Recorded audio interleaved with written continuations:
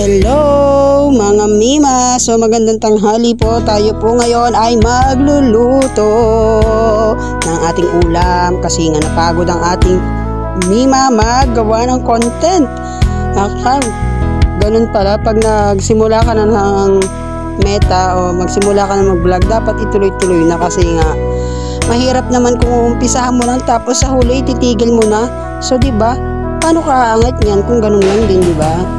Kaya sa mga content creator na katulad ko o sa mga nagbo-vlog, kailangan pag naumpisahan nyo na, ituloy-tuloy nyo na kasi baka dyan na yung hinahanap nyong pag-angat sa buhay. Kasi ako, sinusubukan ko, tinatry ko, kasi nga wala namang masama itry, diba? Wala namang masamang subukan o itry, diba? So, yun, sinusubukan ko yung mga ganitong pag-vlog, baka siguro nga dito ako biginhawa ang buhay.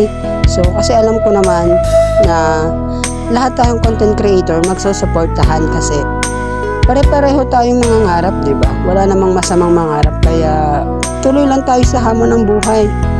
Huwag tayong susuko. Mararating at maaabot natin ang mga mithiin natin sa buhay, kaya laban lang. Take positive, okay? Kaya, ano pa ba? Ayun lang ba? Nasa isip.